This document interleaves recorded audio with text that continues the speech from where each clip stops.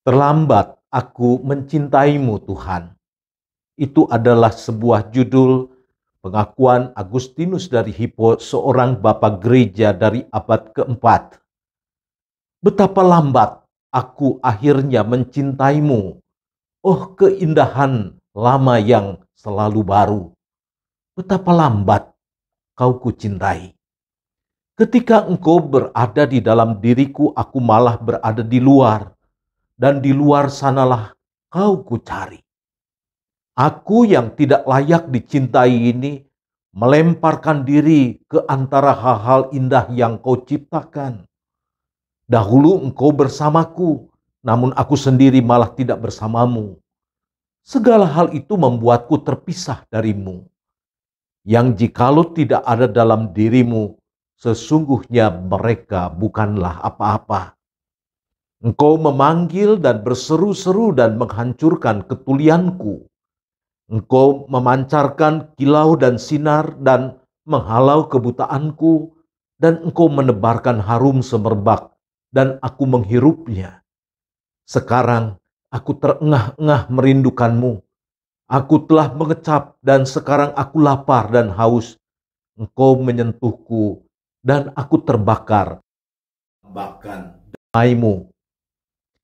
Agustinus adalah seorang cendekiawan muda yang gemar belajar filsafat dan menjadi seorang orator handal, tetapi membiarkan masa mudanya dihanguskan oleh nafsu kedagingannya. Ibunya memberi nasihat dan berdoa dengan bercucuran air mata, tapi Agustinus muda terus mengumbar gejolak hasrat masa mudanya dan hidup jauh dari Tuhan. Betapapun demikian, sejarah membuktikan ternyata tidak ada doa yang sia-sia dan tidak ada air mata yang bercucuran dengan percuma. Dan apabila Tuhan mendengar doa kita, maka tidak ada satu perkara mustahil terjadi dalam kehidupan kita. Sampai satu saat dalam pergumulan dan kegelisahannya sekonyong-konyong, Agustinus mendengar seorang anak menyanyi berulang-ulang, "Ambillah dan bacalah, ambillah dan bacalah." Membuat Agustinus membuka kitab suci. Dan ayat yang terbacanya pada waktu itu berkata demikian, "Marilah kita hidup dengan sopan seperti pada siang hari. Kenakanlah Tuhan Yesus Kristus sebagai perlengkapan senjata terang, dan janganlah merawat tubuhmu untuk memuaskan keinginannya." Roma 13 ayat 13 sampai ayat yang ke-14. Ia merasa ayat ini berbicara tentang hidupnya yang selalu mengumbar hasrat biologis untuk memuaskan keinginannya. Akhirnya pada umur 31 tahun Agustinus mulai tergerak hatinya bertobat dan kembali kepada Tuhan.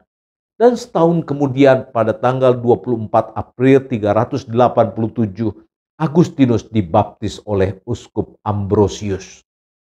Betapapun ia merasa terlambat, dalam rasa hausnya akan Tuhan, Agustinus memutuskan untuk mengabdikan diri sepenuhnya kepada Tuhan. Setahun kemudian setelah ibunya wafat, Agustinus datang kembali ke Afrika.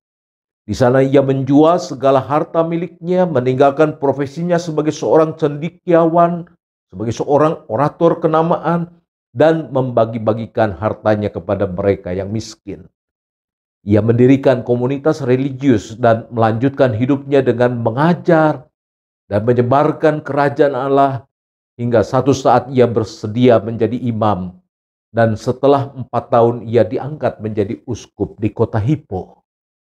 Bagi Agustinus, Alkitab bukan sebuah buku biasa. Ia banyak belajar filsafat Plato, Sokrates, dan pelbagai buku filsafat lainnya. Ketika ia membaca buku-buku filsafat, ia bisa memberikan kritik atasnya. Tetapi ketika ia membaca Alkitab, justru Alkitab itu yang membaca hidupnya. Alkitab itu menegur dan mengarahkan dirinya. Alkitab baginya adalah sebuah pribadi yang berkuasa, pribadi Allah, sumber segala kebenaran. Oleh karena itu, sesibuk apapun sediakanlah waktu untuk membaca Alkitab. Sebab di dalamnya kita akan bertemu dengan pribadi yang berkuasa, menyembuhkan luka-luka hati kita, pribadi yang berkuasa untuk meneguhkan dan menguatkan kita, pribadi yang berkuasa untuk memampukan kita meninggalkan hidup lama di dalam dosa. Saudara-saudara yang dikasihi Tuhan, tidak ada kata terlambat. Datanglah kepada Tuhan, maka Tuhan yang akan merengkuh kita. Tuhan Yesus memberkati kita.